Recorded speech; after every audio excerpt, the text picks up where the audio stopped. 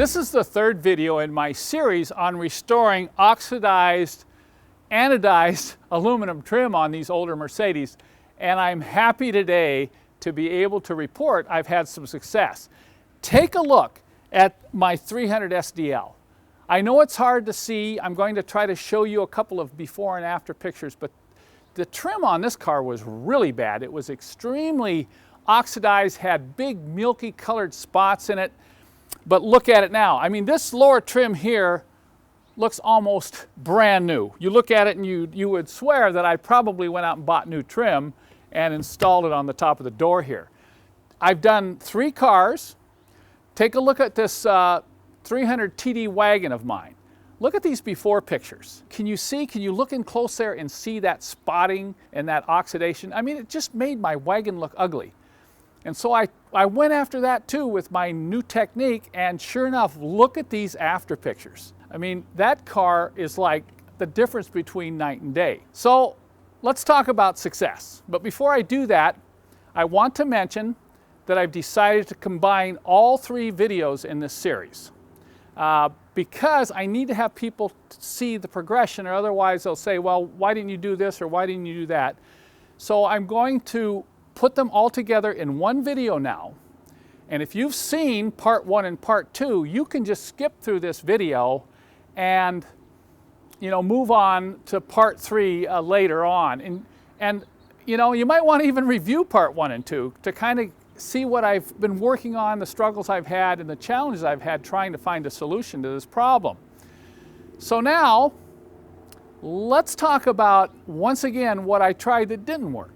If you've owned an older Mercedes, BMW, or other European car that has anodized aluminum trim, you probably know what I'm doing. In fact, I've been rubbing on this thing for hours, and I'm seeing no improvement at all on this old, milky, oxidized aluminum. And this is a very common problem. I mean, we hear from customers all the time, how do you fix this stuff? How do you get that old, milky, faded color gone and back to looking like new again? Well, there are some solutions, but they're not simple. You can buy new trim, which is extremely expensive, if you can even get it, and then it's very labor intensive to install it.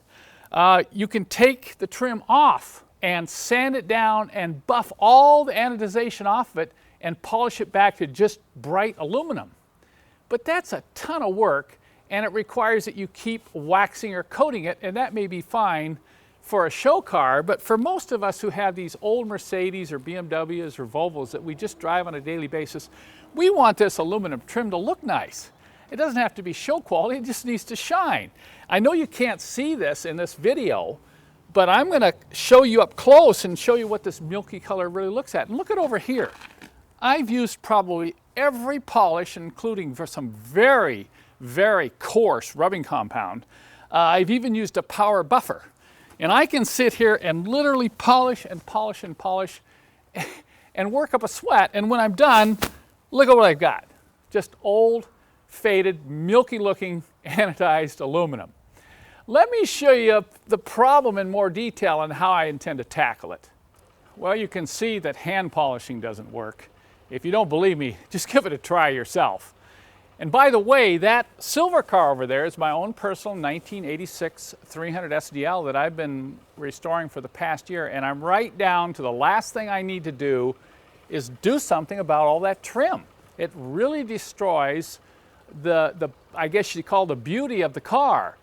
And on these old 123 chassis like you see here, this is a very common problem, particularly around these window pieces here. And what I want to do is find a solution that will allow the owner to do this themselves without having to remove the trim. It will require some elbow grease work, but I've got a couple products, deoxidizers and coatings that I'm working with and experimenting with, and I hope to be able to come up with a small kit that you can use yourself to come in here. It'll require, masking this area off and then treating this and also coating it so that it will bring that shine back up and it will last. It won't just turn oxidized again in a few months. One thing I do know, there are no solutions out there that I'm aware of that is going to make this be like new for years and years and years. Once you have this oxidation, whatever treatment you use, you may have to apply it every couple of years. So I'm going to keep working on this. I don't have the final details of this kit available yet, but when I do, I'll post part 2 up on YouTube, and hopefully we can solve this problem together. And I'll be polishing and done with that 300 SDL hopefully soon. Well, you can see I'm still at it. If you watched part 1 of this series on restoring oxidized aluminum trim, you recall I said, well, rubbing doesn't work. And you're saying, well, why are you still rubbing? Well, I haven't given up yet. I'm still trying to figure out if you can rub off this oxidized, milky-looking surface on this anodized trim. You see this on almost every old Mercedes now. In fact, the other day I was down at this resort and I was walking along the street, and suddenly I was looking at every car in sight to see how the trim looked. And I was seeing oxidized trim on particularly Audis and Volkswagens in the early 2000s. So this isn't just a Mercedes problem. This is a huge problem on a lot of cars, and as these manufacturers to continue to use aluminum trim that they anodize to probably keep weight down. Now, I do not have the solution. I was hoping in part 2 I could come back and say, I have found the answer, and now you can fix your own aluminum trim, but that's not the case. So in this video, all I can report is on what doesn't work. Let me explain to you what some of the things I've been trying. First, I tried sandpaper. I thought, well, if I get a really fine sandpaper, and we're talking 1,000 to 1,500 grit sandpaper, using it wet, and just sand and sand and sand on this anodized trim, I could cut through that top, oxidized layer. Well, let me tell you, you got to be really careful with sandpaper. On my 300 SDL, I actually cut through a couple areas, and once you cut through the anodization and get down to the original aluminum, that's really ugly. I mean, that's more ugly than the oxidation problem. So I've given up on sandpaper. It's just too risky. And so it was back to trying to figure out if I could come up with a compound. The trick was to find a compound that was coarse enough, but that wouldn't scratch the aluminum. Once you scratch that aluminum, I don't care how much you polish, you will not get the scratches. The anodization makes a very hard surface on this aluminum, and if you scratch it with sandpaper or any other really coarse compound, you can polish and polish and polish and polish, and you're not going to get those scratches out. So at all costs, 2 things I wanted to avoid. Number 1, do not cut through the anodized coating, and number 2, do not scratch the anodized coating. So you can see here that I've been trying to use all kinds of products, all kinds of cutting and buffing compounds. In fact, I even mixed up my own batch of special brew using 3 key components to try to get a very coarse compound that would stay suspended long enough to polish. A lot of these coarse compounds, they'll dry out, and particularly when you're polishing on something like this aluminum trim, you can polish away and it dries out, and you can see what happens when it dries. Look at that. It just dries out and it dusts up, and once that happens, it is not going to continue to cut. I also had to try different types of pads to rub with. I tried 3 and 4-0 synthetic steel wool, and if it was coarse enough to cut, it scratched the aluminum. So that's out. I tried a number of different pads. Look at all these sponges and Scotch-Brite pads that I've been cutting and trying, and I still have not found the perfect solution. Now, I have had limited success by using my special compound with this special foam pad and sitting here and rubbing and rubbing and rubbing. Probably have to rub about 150 to 200 times back and forth. Well, guess what happened? Last week I suddenly noticed my elbow hurts.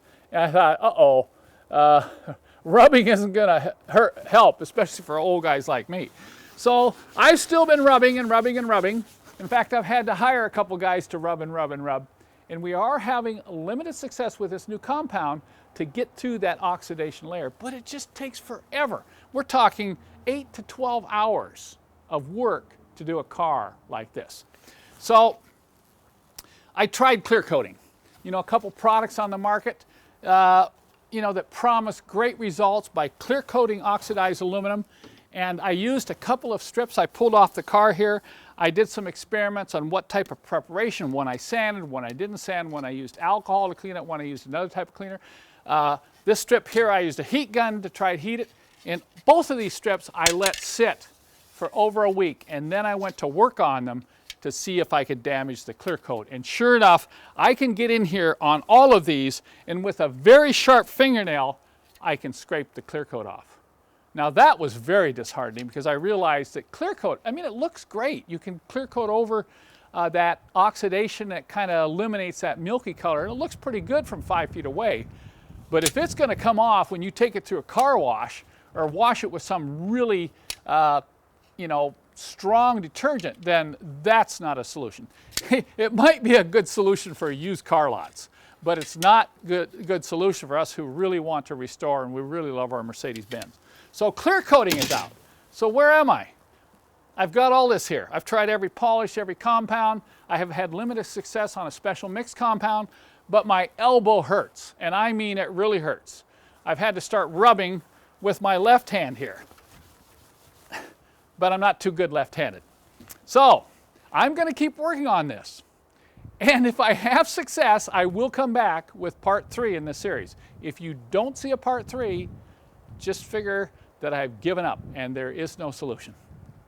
If you recall in part 1 and part 2, I mentioned, well, I've tried this and I've tried that. I even made the statement, I've tried everything.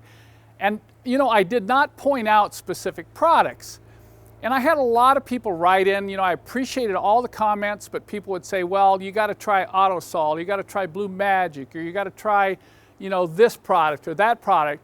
And, I tried them all. When I said I tried everything, I almost meant it. You can look here right now at all the key compounds I've tried, and granted, they all work. They all work on aluminum, and some of them even work on anodized aluminum, but none of them work on Mercedes anodized aluminum. In order to understand that, you have to kind of understand the whole process of anodization, and that it's not all equal. For some reason, Mercedes really went after that, and when they anodize their trim, it's an electrical chemical process, and it puts a coating on top of the aluminum. And for some reason, Mercedes says, we want the best anodization in the world. So when they coated their aluminum, it's like rock hard. And all these products will polish aluminum to one extent or another. But when you get into this Mercedes trim, I tell you that it's tough. And I did have a couple people write and say, Kent, I feel your pain. I've tried this on my Mercedes. And I actually had 3 people say, I've tried all kinds of things and I just gave up. And I have to admit here, last week I was about ready to give up. So look, somebody said, well, try Brasso. Well, Brasso didn't work. That's good for cleaning pots and pans. Rubbing compound didn't work. I had limited success with barkeepers, mixing it with another solution, but in the end, way too much work. Your typical chrome polishes won't work. Neverdol, quite a few people wrote in and said, hey, try Neverdol. Neverdol is great for, aluminum and possibly some other bright metal, but it's not going to take the oxidation off this Mercedes anodized trim. I tried Rolite.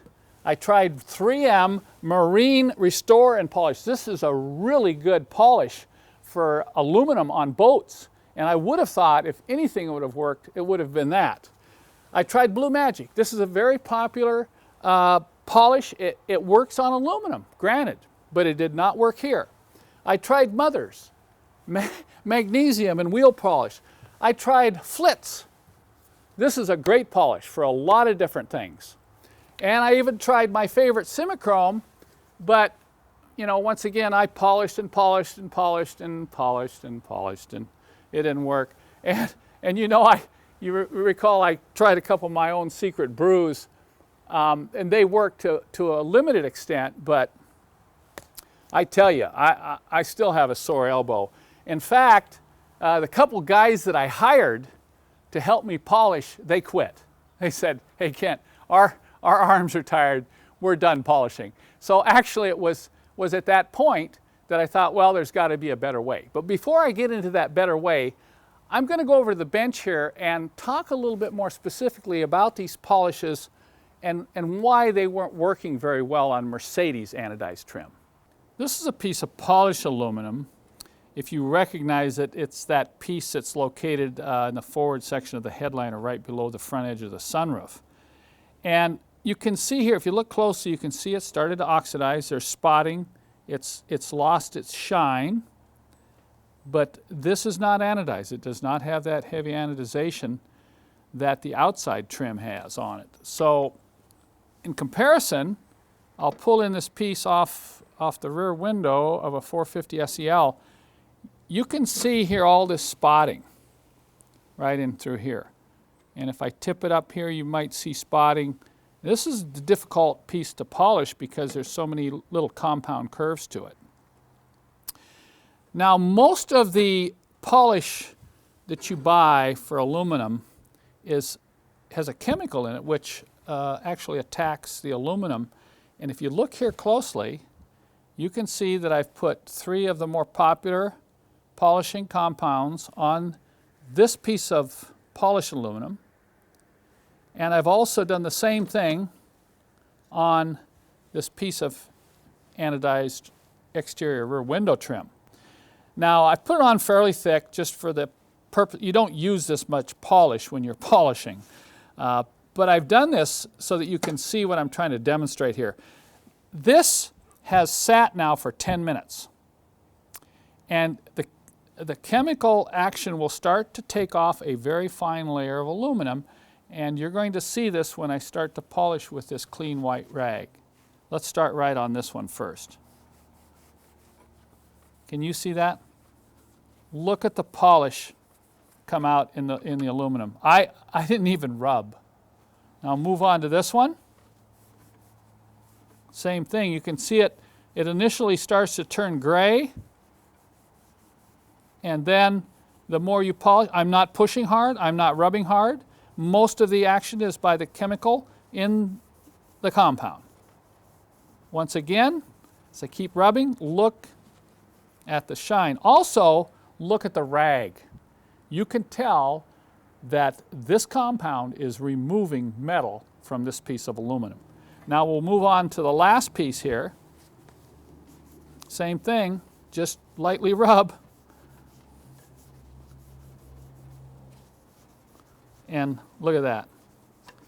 Now I could keep rubbing here and rubbing and rubbing and rubbing like this, and look at the shine on that. So if you have a headliner trim piece that you want to polish, when you do this, it really looks nice. Now I'm going to set this aside, and then I'm going to bring in the anodized trim from that rear window, and let's do the same thing here. I'll come in here and wipe this off.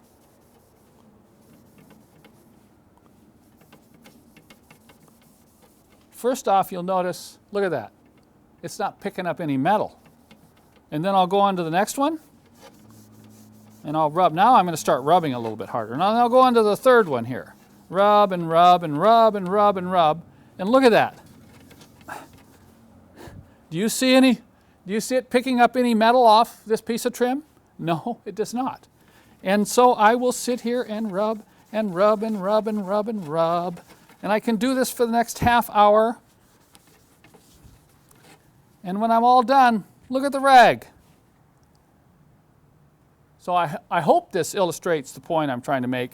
And if you zoom in closely here, I know it's hard to see, but the spots still remain.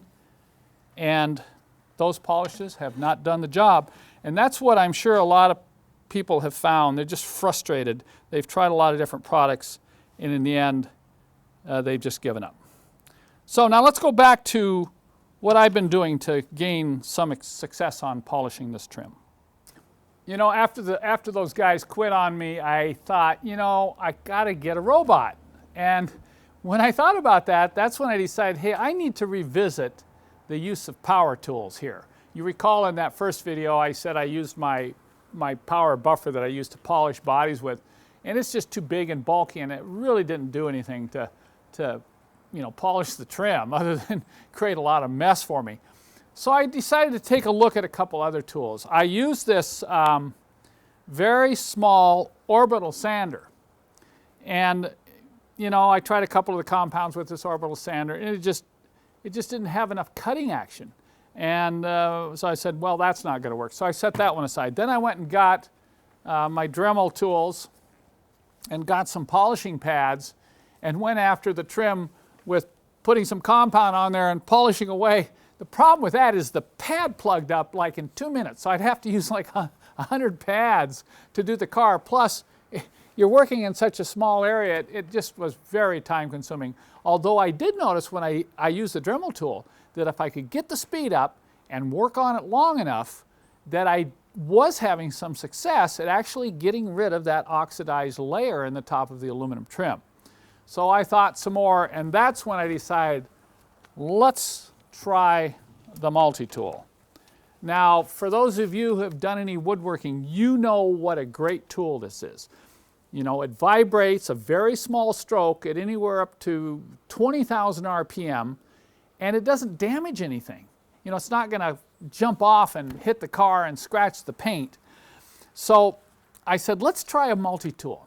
Well, you know, you can't use a saw blade on the end. You got to get some sort. So my first attempts were to take this tool and attach some Velcro to it. And then, you know, I started experimenting with different types of pads that would stick to the Velcro. And I would polish away and polish away. And hey, I said, I'm onto something here. This multi-tool, you could not only get the speed up, but you need to press hard. And any other tool that you press too hard with will create too much heat. And once you create a lot of heat, what happens when you create a lot of heat in the polish pad is it immediately destroys any of the cutting action of the compound you're trying to use. Plus, it can quickly melt or destroy your polishing pad. So that meant, okay, I've got to find an attachment for the multi-tool that will get into tight places and hold a polishing pad. And that's when I came up with this idea of using a finger polisher like this one you see here. And this finger polisher is pointed, and it will allow you to get into really tight places like that rear window trim I showed you earlier. I could actually get down into the grooves on that trim with this little finger pad here. So, okay, I've got a multi-tool, I've got an attachment that looks like it's going to work. But then it was on to experimenting with pads. Once again, I must have tried 50 different types of pad materials. The challenge was to get a pad that would hold the compound in suspense long enough that it would actually start cutting. If some compounds would go on that pad, and as soon as you turn the tool on, they'd dry out immediately, and then your cutting action was lost. Or I had some compounds I tried that would soak through the pad and leave the surface. So there was this challenge of trying to find just the right amount of material that would cut without scratching, that would hold any compound that I tried in suspense long enough and would not overheat. So after trying about 50 different pads, spending 20 or 30 hours on this, we finally came up with a pad material that would work, that would hold the compound, would work it for more than just a couple of minutes, and it would not scratch the anodization.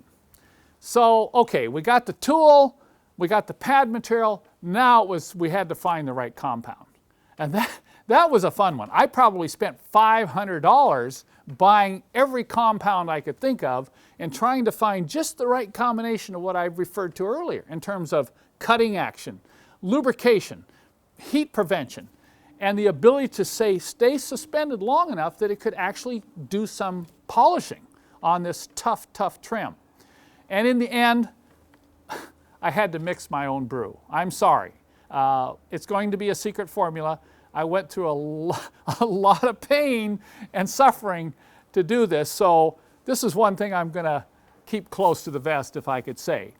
But it is a mix of 3 different compounds that have just the right cutting action, and there's also a compound in there that leaves a preservative wax on the trim when you're all done. And I've also been experimenting with some metal waxes because I feel that once you polish a trim, you need to wax it periodically to prevent the anodization from coming back. Once again, I tried clear coat products I wasn't happy with because they tend to scratch.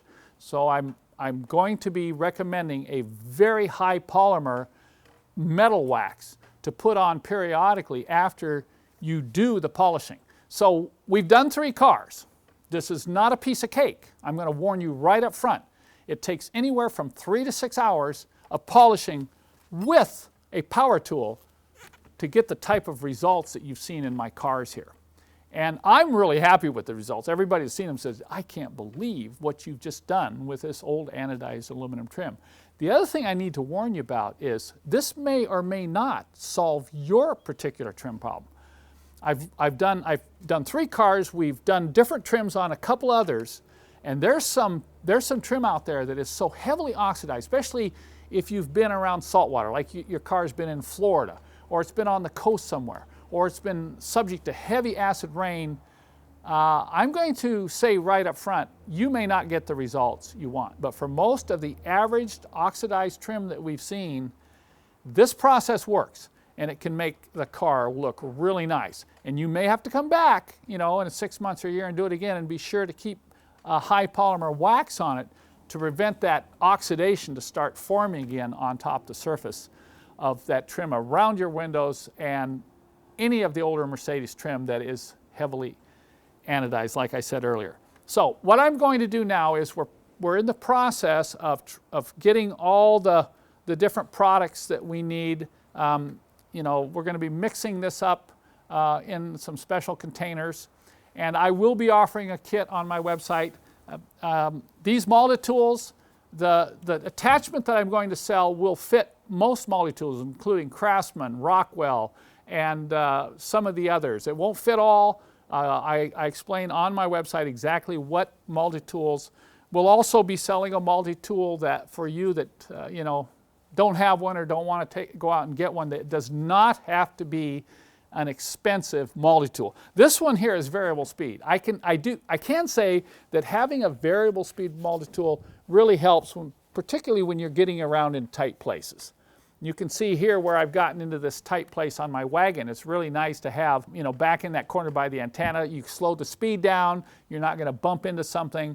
And then, of course, the speed can get up really high when you really want to be cutting. And, of course, you're going to be using some pressure here. You're not going to wear your elbow out like I talked about earlier in the video. But this isn't going to be easy. And it's not going to be guaranteed that it's going to work on every car. But I've been pleased with the results, particularly on my cars. They look beautiful now. And for those of you with the newer Mercedes, you should also be aware that this same process and this same compound works on bronze anodized trim like you see here on my 190E. I went and polished my bronze trim on my 190E, and it looks like it's brand new. So this kit will be available. It will be available to ship internationally. And you can buy it separately from a multi-tool. You do not have to buy a multi-tool to get the kit. It will contain, the attachment, all kinds of pad material you need. It'll contain the compound. By the way, I'm going to call this miracle paste because even I feel like it's kind of a miracle that I even figured out how this would work. And then we're going to be including in the kit some special bright metal cleaner wax that you can apply, let's say, every 3 to 6 months to make sure that your anodized trim stays bright and shiny. So if you're interested in this kit, more information is available on my website. Just go to Mercedessource.com and type trim restoration in the search box, and it will take you right to it.